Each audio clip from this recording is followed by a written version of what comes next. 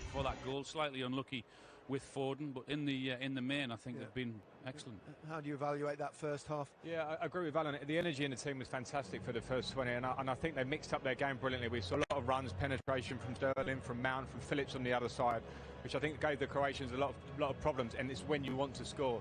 Now the game settles, you see a little bit of Modric getting some spaces. It's important now that they stayed calm, but I thought there's a lot of positives in there. I suppose the difficult thing when you're playing that press like they did early on and the energy levels required to do that, Rio, in this heat, you're going to have a breather at some point. Yeah, and we saw that they took their breathers. It looked like they all just looked around and said, listen, we'll take our foot off the pedal. But this is about taking your moments when they come. And yeah, we've had a couple of little sniffs here, but the second half, I'm sure we can do that. But the subs, as we said before the game, will have a huge impact in this game, I'm sure. And most of the games we've watched so far, things have opened up in the second half. That pressing game in the first 20 minutes in particular, Alan, really caught the eye. Well, it did, Gary. They were willing to go direct, but when they went direct, they were also picking up the second ball. But when you had to sort of sit off and then say, okay, if you're going to pass it, then they picked their moments of when to go. Not just on individually, but they went in ones and twos, and for a lot of the time they got success in winning the ball back. You're not going to have possession all the time when you're playing against top quality players, and you have to do this, and you have to do it as a team and do it very well. And I think England have done that. They haven't panicked when Croatia have been in possession, but they've then forced them into one or two errors. As I said, they are a good team, so there are going to be times when you do that. But Foden decides to go on this one, and then you can see the 2 or 3 backing him up.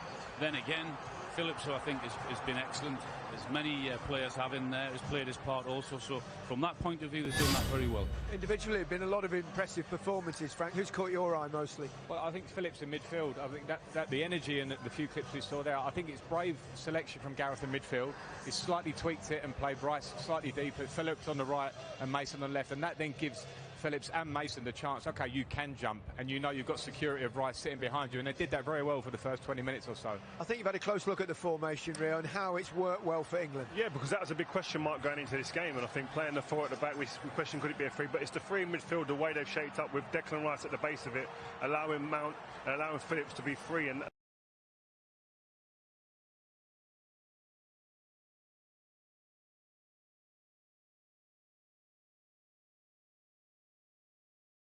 worked well for England. Yeah, because that was a big question mark going into this game, and I think playing the 4 at the back, we questioned could it be a 3, but it's the 3 in midfield, the way they've shaped up with Declan Rice at the base of it, allowing Mount and allowing Phillips to be free, and like Frank said, pick their moments when they do jump out of that formation to go and press, and that seems to be the trigger a lot of the time. And Phillips has got the licence also when he's in there, if he's not playing as one of the 2 pivots, he's got licence now off the right hand side to run and make runs beyond Harry Kane at times, and he's been dangerous in that. Yeah, I think it shows the thinking of Gareth in playing Trippier. He said, right, I've got these 6 players, we're going to release from midfield, and we want a little bit of security behind us, and then they've done it.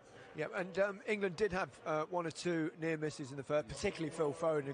Cracking effort. I'm not sure how it didn't go in. Would have been. I think it might have taken just a little deflection there, but that's been impressive how they've got him in behind them by whether a direct pass or coming from like that. But we were all 4 of us were up here, weren't we? Because his eyes must have opened up when we seen that goal. And as I said, I think it might take a slight deflection. I think England's just onto that post, but it was a very good effort. I like Foden's position there. We've seen him play inside a lot, and when you're a left-footed player on the right side with his ability to cut inside, his starting position made that through ball available for Sterling, and he's in on goal. I think England have looked the most dangerous a lot of time when the ball's been played long at times, but it's the run. The run's been asking for that ball to come in, and it's transitions, and they're quick, the pace, they're scary. I mean, that technique there from Phillips, tremendous on the volley coming out of the skies. Yeah, they're all positives that we're talking about from England, so Gareth in there will be telling them all of those things. Rio, I must ask you about Tyrone Mings. He's obviously the man that's come in as replacement for Harry Maguire. He's not really put a foot wrong, has he? He's been superb. And listen, we asked the question before, will he be able to stand up to this and this pressure? He's not played in this type of high-profile game before in his career. He's answered the critics, answered any critics, he's answered any questions that he's had. He's been tremendous in everything he's done. This is what, you know, he's food and drink for him. The ball getting crossed into the box, he defends his box as well as any. He loves that combat. But the thing I've liked about him, he seems he's got concentration, and he's very, very, very, very confident. He looks, everything he's doing here, covering the channels, covering that space, aggressive when he gets there. And when he's had to play long at times, he's done that and hasn't been ashamed of doing that. And I think that's been very good in the way that he's played. Yeah, I think he's with Tyrone. I think he's a defender who likes to defend his box. He loves doing that. what we were talking about before was this tournament goes on if people drag him outside the box and want to move his feet. But one thing you have to say, when the ball's arriving in the box, he finds himself in the right position, and he's happy to go and compete with anything. This is what he's done well as well here, that pass that I was on about. And they haven't been afraid to go direct, because the movement, I think, particularly down that left-hand side where maybe Mount's come short, which has enabled Sterling to run in behind, I think they've done that really well.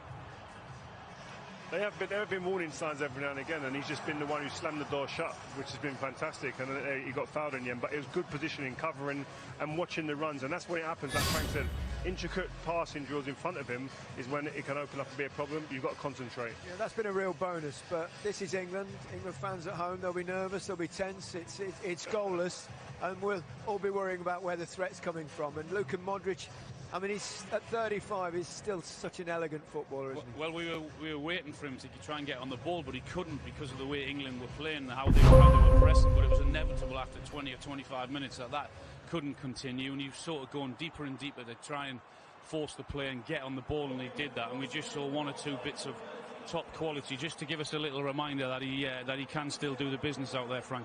Yeah, I don't think the way Croatia is set up that they can go from back to front very quickly. They haven't got an out-and-out front man. They're going to need Modric to try and link, get them up the pitch, and then they can be dangerous round our box. Yeah, but listen, at the end of the day, this is when you get the experience can come into play.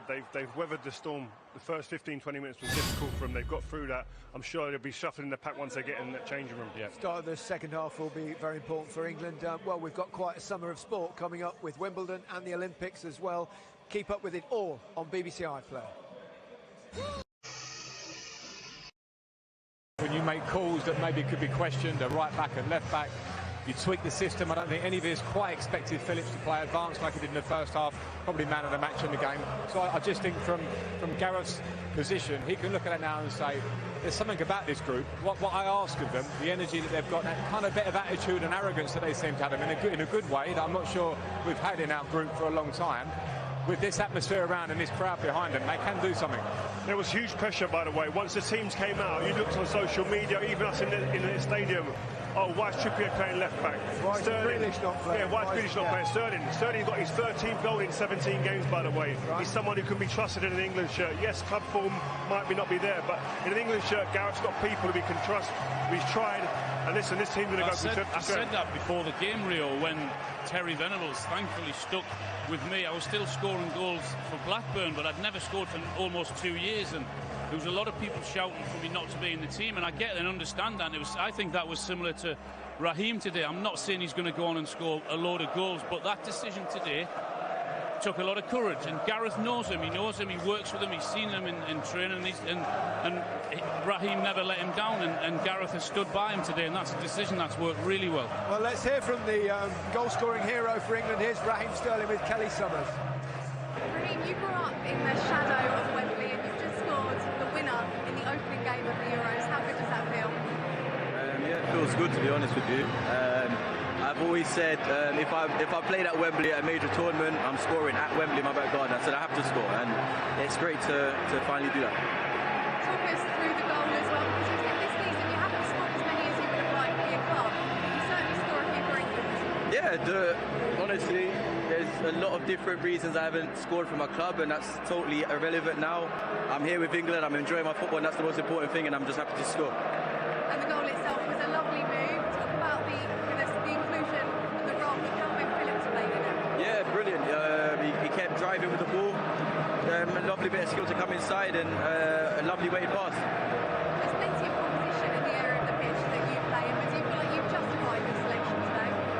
Have I justified my selection? Of course you have. I'm trying. And overall, how much of a boost does this give you going into the game against Scotland on Friday? Yeah, it's great to get off to a win. That's the most important thing. We got off to a win. Now we've got the game to look forward to, and hopefully we can go into that and win again. And it ends a bit of a positive week, doesn't it? Because we've been in camp with you, and it certainly looks like you've been enjoying yourselves. As I said to you, it's been a long season for me. I couldn't wait to get here, couldn't wait to get started with England. I knew it would be a positive one. And Raheem Sterling, MBE as well. MBE. Sounds good, doesn't it? It sounds great. Congratulations. Thank you.